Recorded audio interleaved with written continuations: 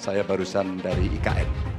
Mas Anies, dengan berbagai kondisi yang ada di Jakarta, apa pendapat Mas Anies ketika kemudian Indonesia sentris itu ingin dibangun, mimpi besar anak bangsa sejak presiden sebelumnya ingin dibangun untuk memindahkan ibu kota dari Jakarta ke IKN? IKN hanya membangun tempat untuk aparat sipil negara bekerja, bukan untuk rakyat. Jadi jangan kita meniru pemerintah Belanda. Mereka punya kota tua, ketika kota tua turun permukaan, mereka pindah ke selatan, bikin di sekitar Monas, ditinggalkan, masalah tidak diselesaikan.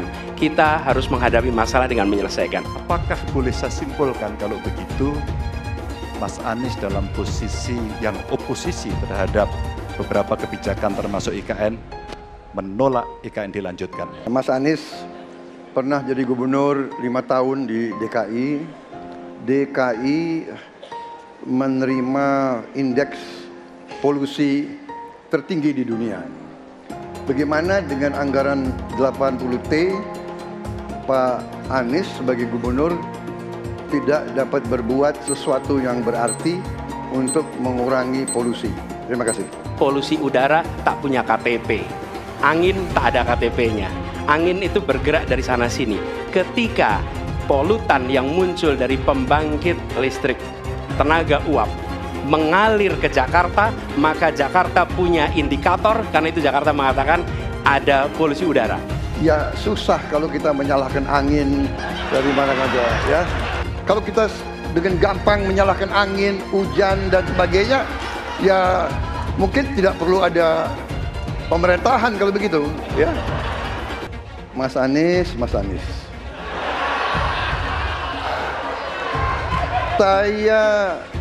Saya berpendapat Mas Anies ini agak berlebihan.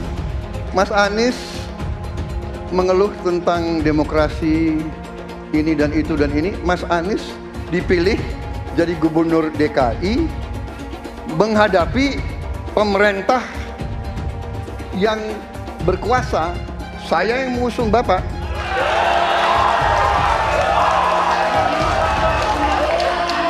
Kalau demokrasi kita tidak berjalan, tidak mungkin Anda jadi gubernur.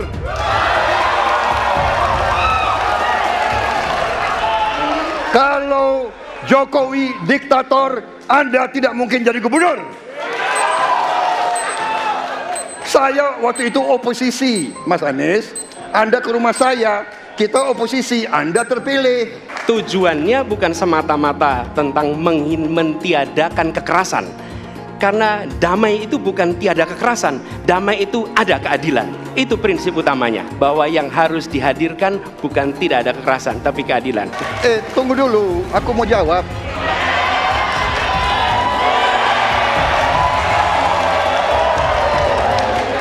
Jadi, benar keadilan. Benar sekali, harus ada keadilan. Tetapi saya mau mengatakan, tidak sesederhana itu, Pak Anies. Ada faktor-faktor lain, Pak Anies. Ada faktor geopolitik, ada faktor ideologi. Inilah yang masalahnya tidak gampang, ya. Tetapi saya pendapat kita harus tegakkan keadilan. Kita harus dialog. Ini masalah bangsa. Ini harus kita, semua kekuatan harus kita rangkul. Untuk semua rakyat Indonesia dan salam hormat kepada agama lain, yang mana saya adalah dulunya pendukung Anies Baswedan sebagai calon Presiden Republik Indonesia, 100% mendukung Bapak Anies. Tapi ternyata setelah tahu dia mendukung dengan adanya Rohingya masuk ke Indonesia, maka dengan ini kami 100% membatalkan niat itu. Dan perhatian kepada seluruh rakyat Indonesia, bila Anies jadi presiden memang bahaya. Berarti Indonesia nanti akan penuh dengan Rohingya. Ini adalah ucapan sendiri di video Bapak Anies Baswedan yang telah kita lihat sendiri. Maka dari itu, hati-hati. Batalkan untuk mendukung Anies Baswedan.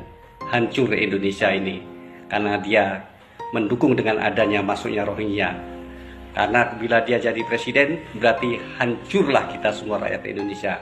Hancur. Jangan didukung Anies Baswedan, berbahaya. profesinya pasti menemui Indonesia. Apa yang bisa diharapkan dari Anies? Nggak ada. Jakarta amburadul, mimpin Jakarta aja amburadul, apalagi mimpin Indonesia. Anies itu perbual. Kayak mana apa karena perbual itu? Pembohong. Pembohong itu Anies itu. Gak usah dengar itu. Nggak layak jadi pemimpin. Apalagi jadi presiden. Di Jakarta aja kamu tengok itu amburadul. Di Jakarta tingkat kemiskinan tinggi. Pembangunan apa yang bisa dibangun Jakarta?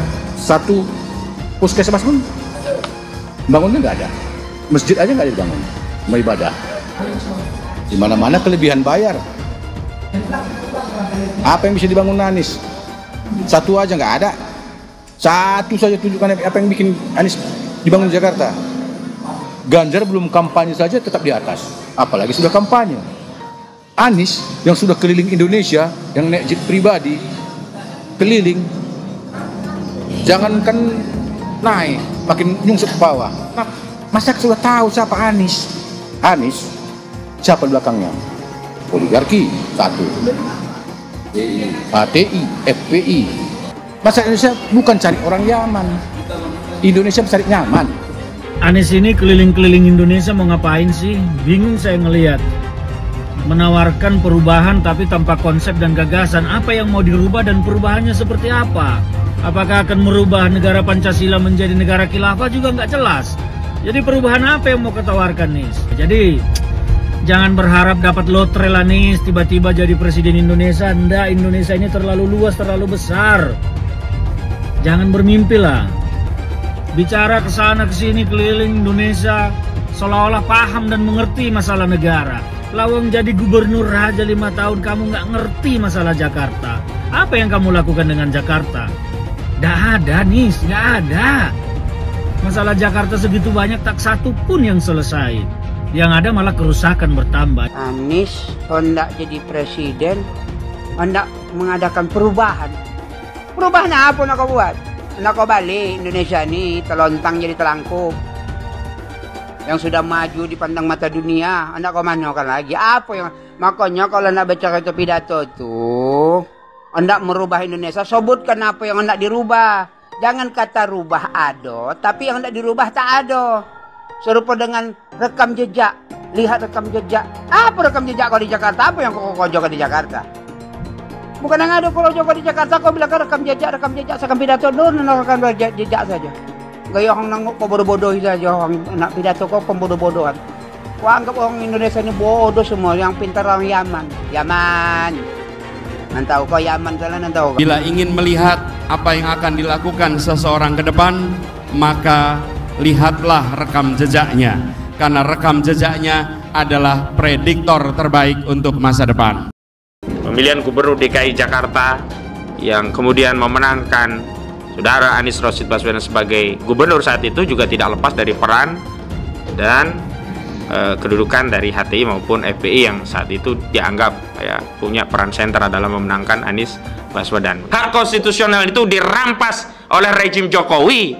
Kemudian ketika bergulir kekuasaan baru, ada presiden baru, Hizbut Tahrir Indonesia dan Front Pembela Islam menuntut kembali haknya, hak konstitusionalnya. Dan kalau Partai Nasdem mau konsisten ya dengan dua narasi ya, narasi perubahan dan narasi restorasi, dia harus merestorasi hak konstitusional HTI dan FPI yang pernah dirampas. Dan kemudian ketika mereka berkuasa, presiden yang didukung Nasdem itu berkuasa, dikembalikan, direstorasi gitu loh. Lah ini wajar. Jadi SKBHP HTI dikembalikan, ya SKTP dikembalikan, kemudian kita hidup damai, HTI ya dikasih porsinya. Apa porsi HTI? Pengen ada kadernya jadi menteri. Apa sih salahnya kita umat Islam mengatur negeri ini dengan syariah kita? Belum lama ini ada kabar yang seram terkait ormas terlarang yang selama ini dikabarkan dekat dengan Anies Baswedan. Akan ada tuntutan besar-besaran kepada Anies untuk memulihkan kedua organisasi tersebut yang sekarang sudah dicap terlarang. Maksudnya, jika Anies jadi presiden, dia kan akan punya kewenangan untuk kembali memberikan izin pada ormas terlarang itu. Karena mereka ini sudah berjuang habis-habisan untuk mendukung Anies. Gimana kalau Anies menolak tuntutan itu?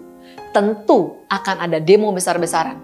Mungkin bahkan akan ada gelombang demo berjilid-jilid karena mereka telah dikecewakan oleh Anies, padahal sudah didukung dari awal. Ini mengingatkan kita pada fakta bahwa dua ormas ini dulu juga getol mendukung Anies pada Pilgub Jakarta 2017 yang lalu. Mereka memobilisasi massa dengan menggunakan politik sara, sehingga akhirnya Ahok kalah karena gempuran kekuatan politik identitas itu. Saya mau tanya, waktu 212. Saya mensyukuri kenapa kalah, kenapa ditahan. Saya bersyukur atas itu semua. Saya coba bayangkan ya, kalau seandainya waktu itu kita menang gitu ya, hari ini belum tentu kita bisa nikmati seperti ini. Kita bersyukur 5 tahun Tuhan izinkan kasih ke orang yang pintar ngomong untuk kerja. Coba kalau kita bayangkan gitu ya, kalau kemarin saya masih jadi gubernur, ini saya udah turun ini. Tapi yang pintar ngomong itu dikira orang hebat kan? Ini lebih berbahaya tahun 2024. Langsung ketahuan karakternya. Langsung ketahuan itu. Di saya juga ada kutipan Pak di kamar saya Pak. Tulisannya, Jakarta telah mengambil keputusan yang fatal. Jangan sampai bapak politik identitas justru menang dengan cara menipu umat Kristen. Jadi kalau sekarang umat Kristen mendukung Anies, mereka akan membayar mahal kerelaannya untuk menukar iman hanya untuk kepentingan sesaat. Kita tahu Anies lahir dari apa? Politik identitas. Yang dia dulu melabeli kafir semuanya kepada yang non-muslim. Saya mintalah kepada muslim yang waras dan kepada kelompok minoritas. Janganlah Anda memilih pemimpin yang berkarakter seperti Anies. Elektabilitasnya Anies merosot ya seiring mulai terkuaknya kontroversi dari kepemimpinan Anies di Jakarta. Gen Z juga tahu kalau Anies adalah sosok yang didukung kelompok intoleran yang membuat Pilgub DKI 2017 menjadi sangat kotor. Politik identitas yang mengarah ke perpecahan seperti yang dikeluarkan pendukungnya Anies, yaitu Kadrun bin Kampret. Kafir lah, laknat lah, PKI lah, ya cuma itu doang kemampuannya. Itulah pendukung Anies. Jangan pernah takut melawan Kadrun yang cuma pengen Indonesia hancur. Anies pintar asumsi bukan pintar bicara, tidak pintar kerja. DKI Jakarta sudah menjadi parameter Anies tidak pantas jadi presiden. Jangan sampai Indonesia jatuh ke tangan pembohong. Jangan sampai Indonesia jatuh ke tangan Anies Baswedan. Bilang dihalang-halangi, Anies masih sering bikin acara di sana-sini. Bebas pula. Duh, nggak capek apa ngibulin rakyat mulu, Pak? Nah, yang gue pertanyakan nih, Anies itu kampanye di mana-mana sering naik pesawat jet. Nah, pesawat jet biaya sewanya dari mana, Pak? Atau itu pesawat jetnya siapa, Pak? Coba jujur deh. Karena setahu gue nih, itu punya bos Anda, Surya Paloh. Anies bicara soal pendidikan. Padahal waktu dia di Jakarta, dia sendiri nggak mampu buat memberikan bangku sekolah yang cukup waktu mimpin di Jakarta. Artinya, dia nggak mampu memberikan bukti kalau omongan dia itu bisa dilaksanakan. Anies bilang setiap jabatan harus diisi sama orang-orang yang kompeten. Lah, faktanya di Jakarta, beberapa jabatan diisi sama orang-orang dekatnya dia. Nggak kompeten pula. Terus TGUPP, itu yang jumlahnya seabrek-abrek, fungsinya buat apa, Pak? Kok Jakarta makin berantakan sih? Sekali lagi, Anies nggak bisa membuktikan omongannya. Anies bilang dia akan membuka lapangan kerja.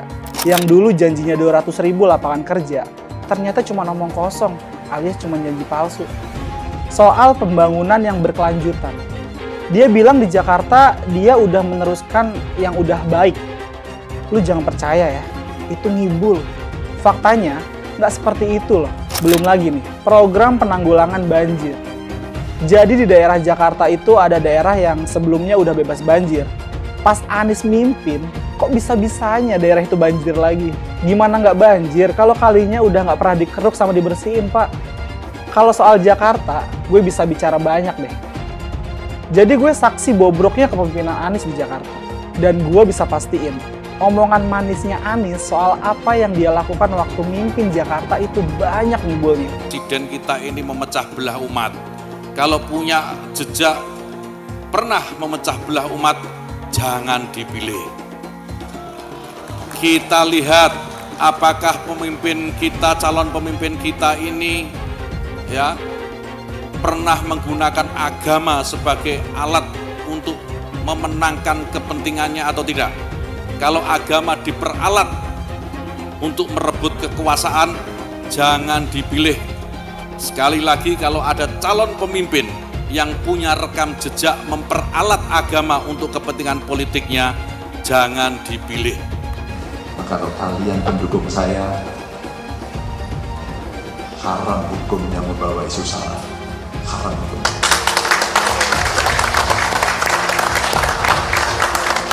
Kita sudah lelah dengan isu itu. Kita menjadi bangsa yang terbelah. Dan untuk mengembalikan susah. Milih Anies dan Imin setidaknya sudah menyelamatkan Indonesia dari kehancuran. Gus Dur saja dikudetanya, apalagi rakyat. Yang satu memang jago kata-kata, jago beretorika, nggak kelawan kalau soal kata-kata.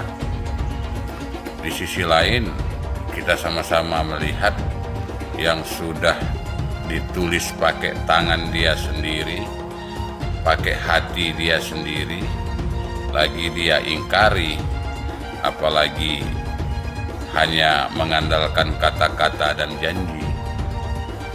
Pun demikian dengan janji Cak Ponimin. Gus Muhaimin memberikan program siapapun yang hamil yang ada di muka bumi Indonesia ini akan diberikan tunjangan selama hamil. Karena itu yang masih jomblo secepatnya nikah, hamil, dibiayai kehamilannya oleh Gus Muhaimin. Akan mendapatkan subsidi, akan mendapatkan tunjangan rata-rata 6 juta selama kehamilan. Gus Muhaimin dan PKB menang. Semua yang punya sepeda motor, BBM-nya kita subsidi gratis tanpa biaya. Siapa yang di sini punya sepeda motor? Tahun 2024 PKB menang, Gus Muhaimin presiden, disubsidi serendah-rendahnya harga subsidi BBM. Kalau PKB sekarang bukan PKB Gus Dur, ini PKB Caimin. Jadi beda, PKB-nya sudah beda. Jadi nggak bisa lagi menurut saya, memang masih tetap jualan nama Gus Dur, itu ada larangannya jelas sekali. Tapi ya namanya orang masih mencuri-curi, kebiasaan kayaknya mencuri-curi. Mencuri partai, sekarang mencuri gambar. Gus Dur pendiri partai, orang yang dikatakan oleh Caimin sebagai guru politiknya, malah dikudeta, apalagi rakyat. Susah kan mau milih pemimpin seperti itu nanti? Pak Prabowo hari ini adalah calon presiden dari Partai Gerindra. Saya sampaikan berkali-kali bahwa saya tidak ingin menjegal, saya tidak mau menjadi orang yang dibawa untuk berhadapan dengan Pak Prabowo dan menghentikan Pak Prabowo. Saya tidak mau. Dan saya katakan itu kepada siapapun yang datang kepada saya untuk berbicara tentang calon presiden. Yang nanti anak saya dan anak-anak saya akan ingat itu. Nah, saya tidak mau mengkhianati, menikam pada orang yang dulu sudah bekerja, membantu, dan berjuang bersama. Bapak Politik Identitas Indonesia Anies Baswedan, Bapak Intoleransi Indonesia Anies Baswedan, jangan lupakan, jangan terlena, jangan sampai dia pecahkan kita dengan dagangan ayat dan mayatnya. Air itu turun dari langit, turunnya ke atap rumah langsung sumur bor, bukan ke sungai dan ke laut. Saya ingatkan, jangan ada lagi politik identitas. Jangan ada lagi politisasi agama. Penjajahan di depan mata itu di Jakarta. Kita semua pribumi ditindas. Kini saatnya kita menjadi tuan rumah di negeri sendiri. Saya bilang, Nis, ente nggak bisa jadi presiden. Kenapa? Karena presiden adalah orang Indonesia asli, saya bilang. PKI yang kita harapkan, Anies Baswedan yang begitu jelas Islamnya. 4 tahun 8 bulan jadi gubernur. Mana peraturan pergub saja yang melarang miras? Mana perda Islam apalagi? Yang akhirnya tidak berani juga menegakkan hukum. Banjir tetap banjir, macet tetap macet, kriminalitas Jakarta.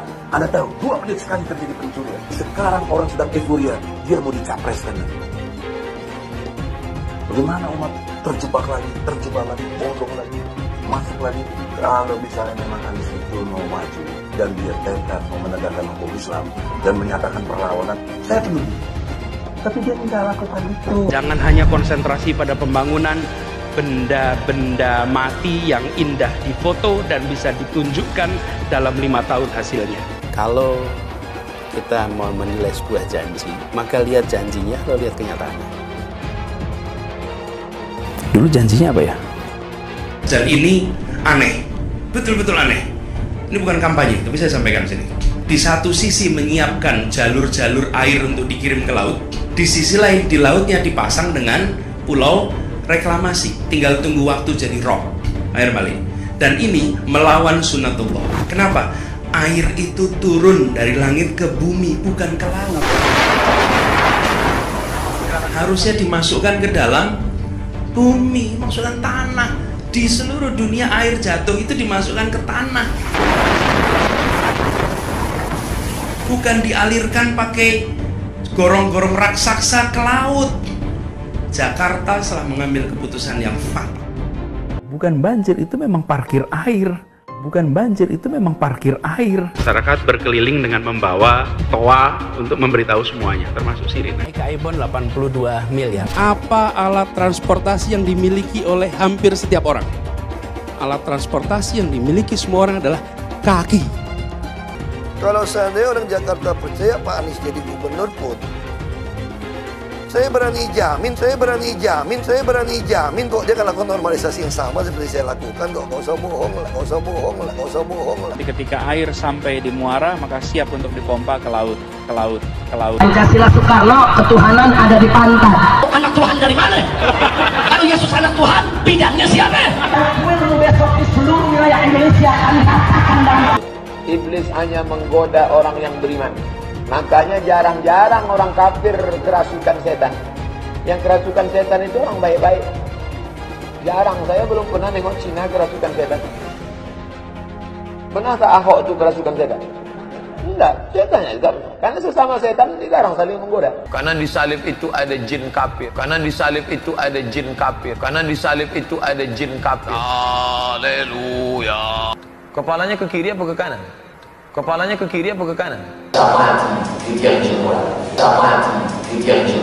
Kita percaya salib itu lambang mulia, bukan jin. Kok ketawa? Aku nggak nyindir siapa-siapa loh. Saya nggak pernah mundur untuk kebenaran, keadilan, kejujuran dan peri kemanusiaan. Gue nggak pernah mundur. Dan gue nggak pernah takut juga sama lu. Siapapun yang rasis, gue akan hadapin. Karena rasis itu tidak berperi kemanusiaan. Sama saya ditanya dulu kan, kamu nyesel nggak statement kamu di Pulau Seribu sehingga masih masuk penjara? Tidak pernah nyesel, karena saya mengatakan kebenaran. Hai semua, dengan saya Jonas Leong. Terima kasih banyak buat kalian penonton setia yang selalu menonton di channel ini. Saya secara personal sangat menghargai waktu kalian. Dan saya sudah menganggap kalian sebagai family karena kalian selalu support di channel ini. Bagi kalian yang selalu menuliskan opini kalian di kolom komen, saya baca komen kalian satu persatu. Saya baca komen kalian untuk mengetahui opini kalian, tanggapan kalian, dan masukan kalian sangat berguna untuk video selanjutnya. Terima kasih banyak buat kalian yang selalu menekan tombol like di awal video. Video seperti ini membutuhkan waktu dan juga research. Dan ini semua gratis untuk kalian. Jadi pastikan kalian menekan tombol like-nya, supaya saya mengetahui kalian menyukai konten yang saya bagikan. Debat Capres semalam bagi saya itu momennya agak kurang pas bagi pendukung Prabowo Subianto, karena beberapa hari sebelumnya mereka itu sedang berpesta, pesta survei. Mereka lagi bahagia-bahagianya, keluar-keluar di mana-mana gitu ya, yakin bahwa bisa menang satu putaran dan sebagainya. Tiba-tiba debat. Ini kan kayak ngerusak suasana gitu. Ketika para pendukungnya lagi yakin-yakinnya, lagi optimis luar biasa, malah ditunjukkan penampilan Prabowo yang sangat-sangat memalukan. Ya karena dari debat Capres semalam kita bisa melihat penampilan Prabowo Subianto ya mirip kentut. Ibaratnya tuh mengganggu suasana gitu. Sangat-sangat malu ketika melihat penampilan Prabowo di debat semalam. Karena biasanya mereka yang heboh sekali itu mendadak senyap karena jadi nggak tahu mau ngapain. Karena mereka nampaknya juga mengakui bahwa penampilan Prabowo di debat Capres semalam itu cukup memalukan. Bahwa Prabowo ini selalu berhasil untuk maju sebagai Capres karena mungkin dalam dirinya itu melekat simbol-simbol atau faktor-faktor yang membuat dia itu sangat-sangat disegani oleh sekelilingnya. Dari kelompok elit, dari para ketua umum partai.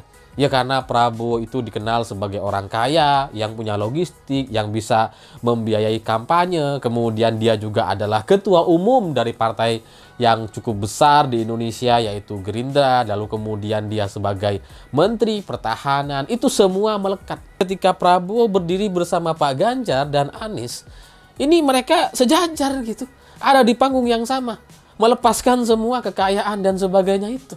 Sehingga ketika Prabowo harus berhadapan dengan Pak Ganjar atau dengan Anies Baswedan, ini terlihat sekali bahwa Prabowo nampak lemah dan sangat-sangat tidak berdaya. Di luar Prabowo mungkin sebagai menteri, sebagai orang kaya, sebagai orang yang punya logistik besar, sebagai orang yang menjadi ketua umum partai besar. Tapi di panggung debat KPU semalam, dia bukan apa-apa dan dia bukan siapa-siapa. Karena jawaban-jawabannya, saya kadang berpikir bahwa ada banyak orang yang secara kemampuan menjawab atau intelektualnya jauh-jauh lebih baik dibandingkan Prabowo Subianto. Jadi kalau kita melihat dari hasil debat Capres semalam, kita bisa melihat respon dan reaksi para pendukungnya ternyata sudah merasa malu. Dan ini baru debat Capres, belum Cawapres. Coba bayangkan gitu ya. Prabowo yang sudah berkali-kali tampil di panggung debat Capres, kemudian pernah menjadi menteri, ketua umum partai, seringlah dia bicara-bicara di hadapan publik gitu ya. Tapi ketika berhadapan dengan Pak Ganjar yang pernah menjadi anggota DPR 2 periode, pernah menjadi gubernur Jawa Tengah 2 periode, Prabowo Subianto untuk menjawab pertanyaan-pertanyaan Pak Ganjar, ini dia kayak kena mental. Jadi belum jawab udah ngerasa bersalah. Seperti misalkan dari koalisi pendukung Prabowo, ada Airlangga, Zulkifli Hasan, yang saya sangat yakin keduanya ini lebih mampu untuk menjawab atau tampil di debat Capres KPU semalam. Itu seandainya bisa diganti, kayaknya Prabowo ganti Airlangga aja. Kasian gitu. Dia mau jawab apa bingung, berdiri udah capek. Jadi pro Prabowo yang semalam biasanya keluar-keluar, yang sebelumnya keluar-keluar, semalam terlihat senyap, diam, dan hari ini gitu ya, saya coba lihat-lihat teman-teman yang sudah belok dukung Prabowo karena anggarannya cukup bagus di sana. Itu sekarang nampaknya ada arahan baru dari kelompok mereka bahwa para buzzer, para pendukung Prabowo ini kayaknya diarahkan untuk membahas survei lagi. Karena kalau mereka bahas Capres, nggak ada yang bisa dibanggakan, satu pun nggak ada. Jadi sementara kita terus membahas debat Capres gitu ya, kubu Prabowo mungkin akan terus bahas soal survei. Ya kalau bisa mungkin perlu ada survei baru sebelum minggu depan gitu ya, untuk mengecoh atau mempersiapkan pengalihan isu dari debat ke survei. Jadi coba bayangkan, kalau Prabowo saja sudah sedemikian kewalahan, apalagi nanti di debat Cawapres antara Gibran melawan Mahfud MD. Saya nggak bisa membayangkan bagaimana debat itu bisa berjalan gitu, karena menghadapi seorang profesor yang pernah menjadi ketua MK, pernah menjadi anggota DPR, beberapa kali jadi menteri, itu pasti sangat-sangat tidak mudah gitu. Apalagi jam terbang Gibran untuk di panggung debat Capres ini nampaknya masih cukup kurang ya, kecuali misalkan KPU ya membuat aturan-aturan baru misalkan gitu ya, di mana debat Cawapres bisa dibantu sama Bapak, mungkin itu bisa lah, atau dibantu sama tim, sama jubir kan gitu ya. Itu mungkin bisa cukup mengimbangi lah kekuatan Pak Mahfud gitu. Tapi kalau Gibran yang debat sendiri, kita bisa prediksi bahwa itu akan sangat-sangat memalukan, jauh-jauh mungkin lebih memalukan dibandingkan debat Prabowo semalam. Jadi kalau saya lihat dari postingan-postingan pendukung Prabowo, karena kayaknya mereka itu lebih suka lomba survei. Lomba aja.